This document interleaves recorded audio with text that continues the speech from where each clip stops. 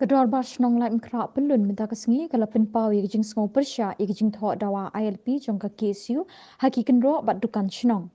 Kedua bas nong lai mkra kam don AA ban ong yang kita ke jing dawa jong ke KSU na ke sorkat henry kam sengau day pat bat keni keseng kisam lapuli kan ne kumni ban penjak le ke shnong ke thau. Habakren ni kilat pathai kubor urang bas nong jong ke lai mkra dor bar pelun uba Andrew Jirwa uloong ba ke KSU kadi ban penkhut yang kita ke jing thok baro bat lada ki shlur kum ka kong Angela Rengat kila ban penpau ya kita gijing sengau jengki hakmat jeng kemin sekretariat.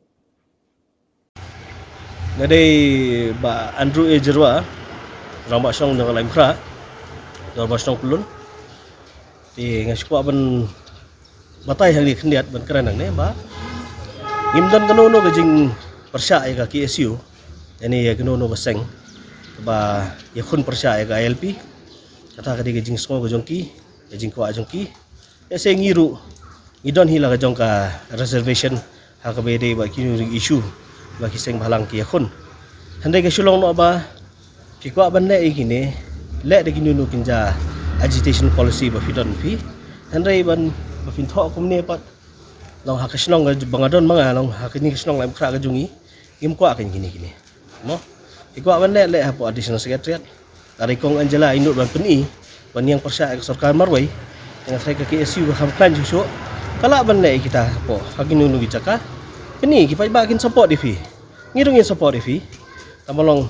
kum kini gijat ban penjaklia ban penisi ke snong ka thaw ni te athai nakaleng jongate na penrem ni ngam sutunat pakan jagung tani apa ka snong ngai keren lang buat osiru tila dodon kam ru kala ban phone di siru ba kinha ban pen ko ikini ngim ko agun kini gi iki penjaklia ki penisi adu wa ka snong ka thaw jongi mo kedukan khasine kedukan kharne ya kata ngim tip mo te phile ha kedukan ki jongno ngim ya kata ngim ongi ai entai ala ongi kini makin perkhot no ai kini tengah kerpa di KSU ru sobha mo ajitit ha bos sekretariat ajitit ceto khmat ceto ngin man ban kersyane pi tama long